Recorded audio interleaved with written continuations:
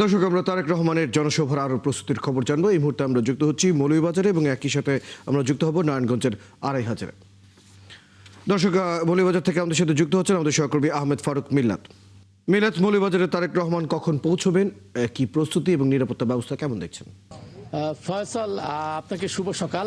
এবং আপনি আমার পিছনে দেখতে পাচ্ছেন প্রচণ্ড শীত পড়েছে আজকে এবং কুয়াশা, হয়তো কুয়াশার কারণে হয়তো মঞ্চ দেখা যাচ্ছে না, কিন্তু তারেক রহমান যেহেতু আসবেন সুতরাং এখানে উৎসাহ উদ্দীপনা কোনো কিছুর কমতি নেই। হয়তো আপনি দেখতে পাচ্ছেন আমি দাঁড়িয়ে আছি মৌলভীবাজার জেলার একটা হচ্ছে শেরপুর হাইওয়ে সড়কের পাশাপাশি, এটাকে বলে খলিলপুর, একদম খলিলপুর ইউনিয়নের আইনপুর খেলার মাঠ। এবং বিশাল এই খেলার মাঠে কুয়াশার কারণে দেখা যাচ্ছে কিন্তু চমৎকার একটি মঞ্চ তৈরি করা আছে। এবং দুপুর ঠিক একটায়, আমরা যতটুকু নেতৃবৃন্দ আমাকে জানিয়েছে, দুপুর একটায় তারেক রহমান এই মঞ্চে বক্তব্য রাখবেন এবং প্রায় ২০ বছর পর তিনি আসছেন।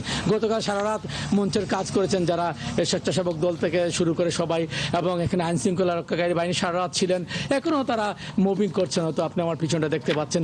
পাশাপাশি হচ্ছে কিছুক্ষণ আগে এখানকে হয়তো আপনি দেখাচ্ছি, এখানে কিছু মাদ্রাসা ছাত্র এসেছে, তারা মরহুম খালেদা জিয়ার জন্য তারা দোয়া করবেন। পাশাপাশি তারা তারেক রহমানের সুস্বাস্থ্য এবং সুদীর্ঘ জীবন কামনা করে দোয়া করবেন।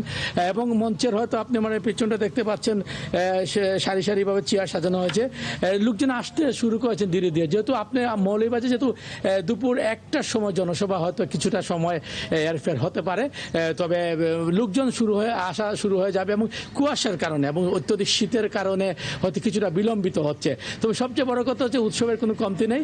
আইনশৃঙ্খলা পরিস্থিতি আপনি জানিয়ে রেখে ইতিমধ্যে ৩ স্তরের নিরাপত্তা ব্যবস্থা নিশ্চিত করা হয়েছে। এবং শেরপুর, যে এখানে একটি শেরপুর এলাকার যে ফাঁড়ি আছে, ফাঁড়ির যারা আছেন তারা রাত্রে ডিউটি করেছেন।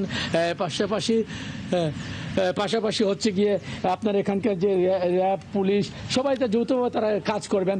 এবং নেতৃবৃন্দ যেটা জানিয়েছেন যে তারেক রহমান এখান থেকে মৌলভীবাজার জেলার ৪টি আসন আছে, ৪টি আসনের সে ধানের শীষের প্রার্থী যারা আছেন তাদেরকে উনি পরিচয় করিয়ে দেবেন। এবং আগামী দিনে সম্ভাবনা একটি বাংলাদেশ কিভাবে তৈরি করা যায়, বিনির্মাণ করা যায়, সেটি নিয়ে উনি প্রায় বক্তব্য রাখবেন।